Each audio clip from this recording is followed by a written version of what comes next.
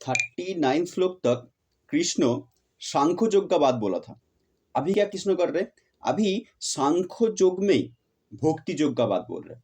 भक्ति योग, भक्ति योग, भक्ति क्या होता है? भक्ति मतलब होता है समर्पण, डेडिकेशन। आप कोई काम के प्रति बा आप जो चीज कर रहे हैं उसके प्रति आप जब पूरी तरह से समर्पित हो जाएंगे तभी आपका मन में भक्ति का उदय होगा। अच्छा, भक्ति के लिए समर्पण क्यों इंपॉर्टेंट है? समर्पण इसीलिए इंपॉर्टेंट है, आपका माइंड का डायरेक्शन एक हो जाएगा जब तक आप समर्पित नहीं होंगे। मतलब आपका माइंड का डायरेक्शन तब तक एक नहीं होगा जब तक आप पूरी तरह से समर्पित नहीं होंगे। आपका माइंड भागते जाएगा, आपका माइंड इधर उधर भागते जाएगा। ठीक है, जब आप पूरी तरह से आपका गुरु के प्रति समर्पित नहीं हो जाएंगे। तो भक्ति योग में सबसे ज्यादा इंपॉर्टेंट होता है समर्पण, समर्पित हो जाना। एक होता है, जैसा आप सोचिए जे आपके हाथ में मैं पानी डाल रहा हूं, क्या आप मुट्ठी बांध के वो पानी को लेके पी सकता है ना? वो पानी को पीने के लिए आपका जो दो हाथ है वो खोलना पड़ेगा, उसके बाद ही जाके मैं पानी डाल पाऊंगा और वो पानी आप पी सकता है। तो पानी को पीने के लिए सबसे ज्यादा इंपॉर्टेंट होता है आपका मुट्ठी नहीं बांधना, आपका हाथ को खोल देना। और ये जो हाथ है ये आपका जो गुरु है उसके पास जाके आप जब खोल पाएंगे तभी आपके अंदर समर्पण भाव आएगा और आपके अंदर में भक्ति भी आएगा। तो भक्ति 40 श्लोक में यही बोल रहे हैं, जो भक्ति योग का सामान्य मतलब भक्ति योग का थोड़ा सा भी अनुशीलन में संसार रूप महाभय से भी कोई आदमी संसार रूप महाभय से भी कोई आदमी दूर हो सकता है।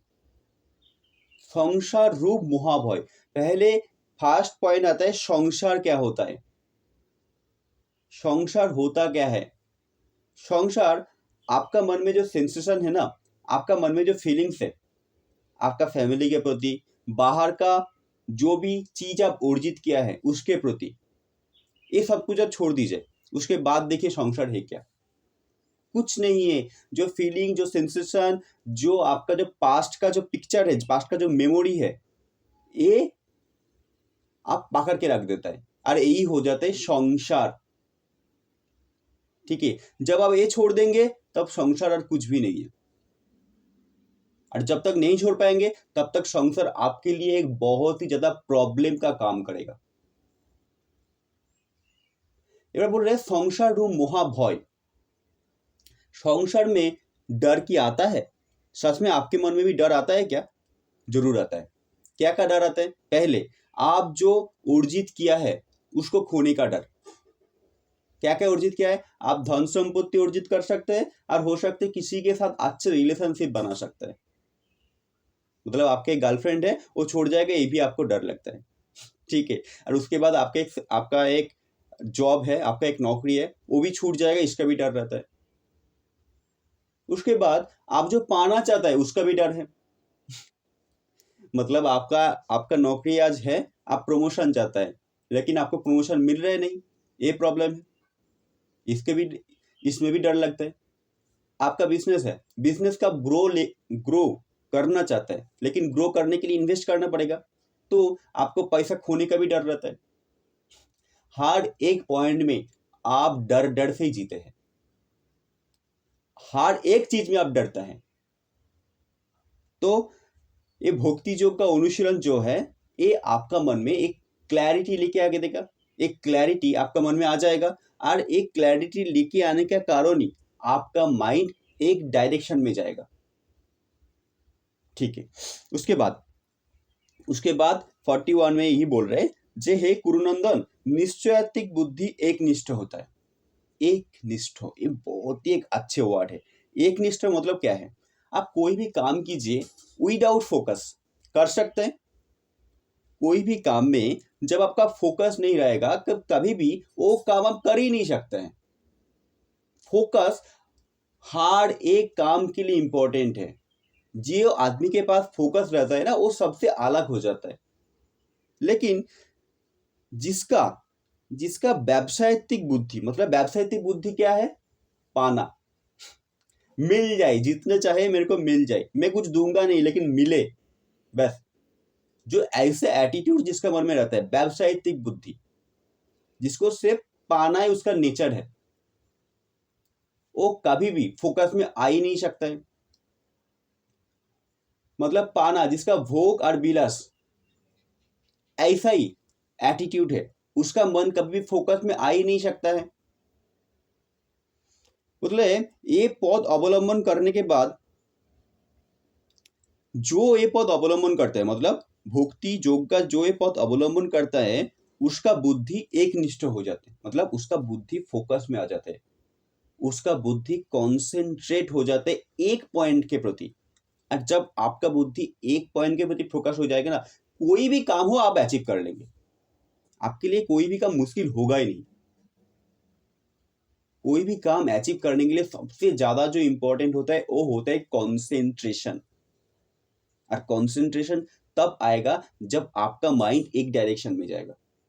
आपका माइंड जब तक इधर उधर भागते जाएगा, 10 तरह का गोल है आपका और उधर ही आपका मन भागते जाता है, तो कभी भी आपका मन एक डायरेक्शन में आएगा कैसे?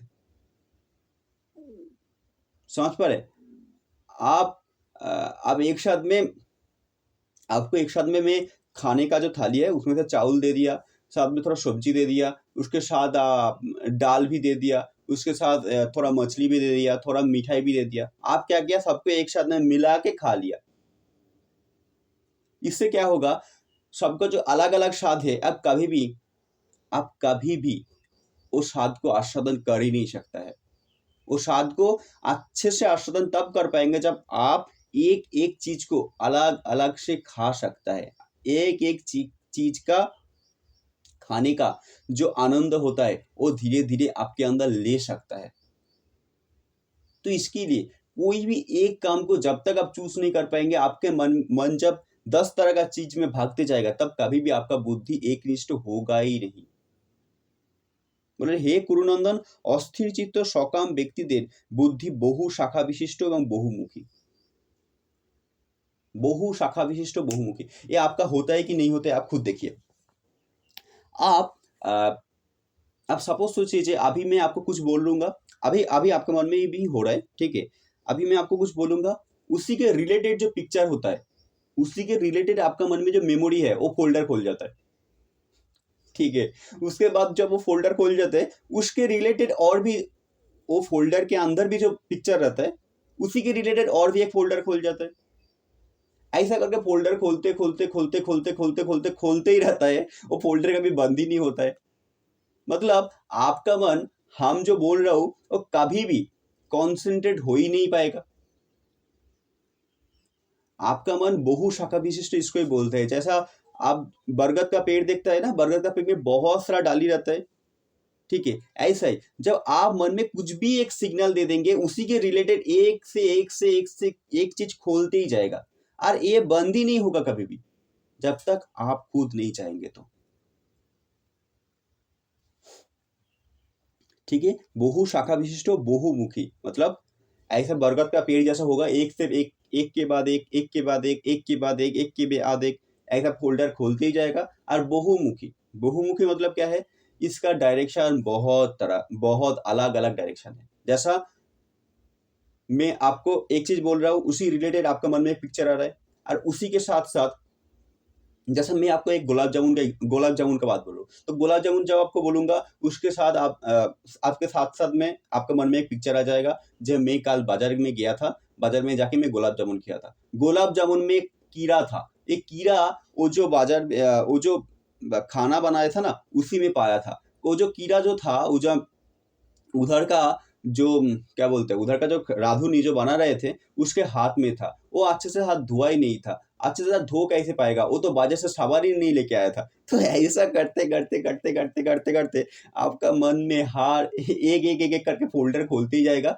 और आपका मन कभी भी कॉन्सेंट्रेट हो ही नहीं पाएगा। और जब तक आपका मन कॉन्सेंट्रेट हो ही नहीं पाएगा, तो एक काम के प्रति आप कभी भी फोकस ही नहीं कर सकता। फोकस नहीं कर पाएंगे तो कभी भी फोकस नहीं कर पाएंगे, तो आपका कभी भी कोई भी काम सक्सेसफुल होगा ही नहीं, ठीक है। उसके बाद बोले विवेक वर्जित লোকেরাই বেদের পুষ্পিত, अच्छा विवेक वर्जित लोग होता है ना, जो आदमी होता है विवेक वर्जित, वही वेद का जो वाक्य है, वेद का जो वाक्य है, वेद का जो भोग विलास का वाक्य है, उसमें प्रभावित हो जाता है। विवेक वर्जित, विवेक ये बहुत एक इंपॉर्टेंट होता है। विवेक होता क्या है?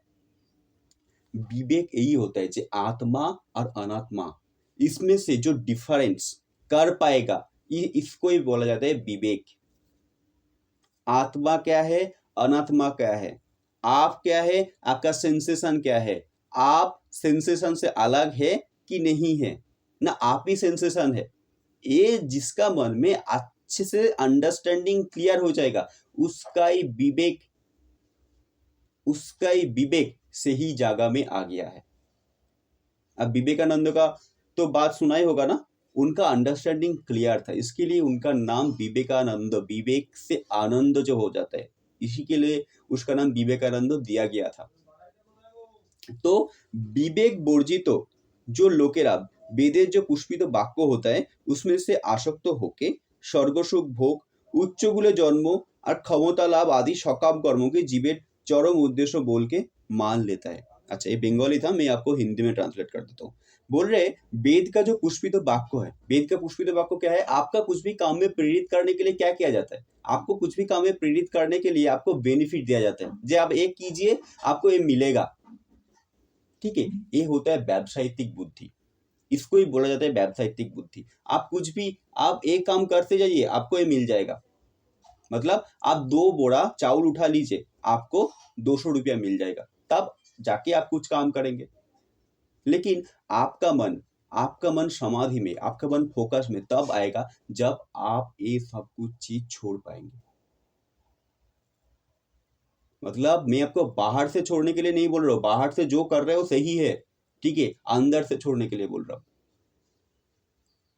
लेकिन अंदर से भी लोग तब छोड़ता है जब उसको कुछ फायदा होता है। अंदर से छोड़ने के लिए भी लोग फायदा ढूंढता है, तब प्रॉब्लम होता है। तब असली फायदा का चीज जो है ना, वो मिलता ही नहीं किसी को। इसीलिए बोल रहे हैं वेद का जो पुष्पित वाक्य है, स्वर्ग सुख भोग, स्वर्ग सुख, स्वर्ग का जब बाद आता है तब क्या क्या पिक्चर आता है? ये बहुत सारा अप्सरा आपके आसपास में है, आपका अप्सरा आपको अंगूर खिला रहा है ठीक है, ऐसे ऐसे पिक्चर आ जाते हैं। उच्चकुल जन्म, उच्चकुल ब्राह्मण का परिवार में जन्म ग्रहण करूंगा तो लोग मेरे को बहुत ज्यादा सम्मान देगा। ठीक है, ब्राह्मण का, मैं आज ये पुण्य का काम कर रहा हूँ जिसके कारण मेरा अगली जन्म ब्राह्मण का परिवार में होगा, जिसके कारण लोग मेरे को आज सम्मान देगा। क्षमता लाभ, क्षमता लाभ मतलब क्या है? Personal positional power. ये सब कुछ आता है ना 2 चीज के कारण। पहला चीज होता है आप किसी के साथ कंपेयर और कॉम्पीट करते हैं, ठीक है, किसी के साथ कंपेयर कॉम्पीट करते हैं और आपका विवेक अभी तक सही जगह में आया ही नहीं है। मतलब आपका बुद्धि अभी तक आत्म जो ज्ञान है वो अभी तक अच्छे से क्लियर ही नहीं हुआ है। आपका मन में आत्मज्ञान तब क्लियर होता है जब आपका आत्म बुद्धि आता है। मैं एक सीधा लाइन से बोल रहा हूँ, जो आप जब तक किसी के साथ कंपेयर और कॉम्पीट करना नहीं छोड़ देंगे तब कभी भी आपका मन व्यावसायिक बुद्धि से हटेगा ही नहीं। तो इसीलिए सबसे ज्यादा इंपॉर्टेंट है दूसरे के साथ तुलना करना छोड़ दीजिए। फर्स्ट सेकेंड पॉइंट है कॉम्पीट करना छोड़ दीजिए, तुलना करना भी छोड़ दीजिए, दूसरे के साथ प्रतियोगिता में जो आप लग जाता है ना, ये भी छोड़ दीजिए। तब जाके आपका मन व्यावसायिक बुद्धि से हटके सही विवेक में, आत्मज्ञान में, आत्मबोध में, आत्मज्ञान से आत्मबोध आएगा, ठीक है, उसमें आ जाएगा। मतलब आत्मज्ञान से आत्मबोध आएगा ऐसा कोई बात नहीं, आत्मबोध बहुत सारे लोगों का आ जाता है, लेकिन आत्मज्ञान नहीं होने के कारण वो समझ नहीं पाता है। ठीक है, मतलब आपका अंडरस्टैंडिंग तब तक क्लियर नहीं होगा जब आप किसी के साथ कंपेयर और कंपटीशन करना छोड़ नहीं देंगे। ठीक है, इंद्रिय सुख भोग ঐশ্বর্যের প্রতি আকৃষ্ট होके तारा बोले जे इससे अच्छे यार होता ही कुछ नहीं। मतलब भोग विलास ये आपका इंद्रियों का एक सेंसेशन है, लेकिन व्यावसायिक बुद्धि के अंदर 99% लोग आ जाता है, 99% लोग इसी के अंदर आ जाते हैं। हो सकता है आप भी उसी के अंदर ही है। ठीक है, तो भोग विलास छोड़ के भोग विलास छोड़ के इससे भी ऊंचा कुछ हो सकता है, इससे भी ऊपर कुछ हो सकता है, वो कभी भी उसको पता ही नहीं चलता है। वो भोग विलास में इतना ज्यादा बिजी रह जाता है, तो उस वो क्या है, आमी क्या है, ये कभी भी ढूंढने का कोशिश ही नहीं करता है। और जिसके कारण वो भोग विलास ही उसका दुखों का कारण बन जाता है, उसका सफरिंग का कारण बन जाता है, उसी का ही भोग विलास जिसके साथ वो जुड़ा हुआ है। ठीक है, थैंक यू पूरा वीडियो को सुनने के लिए।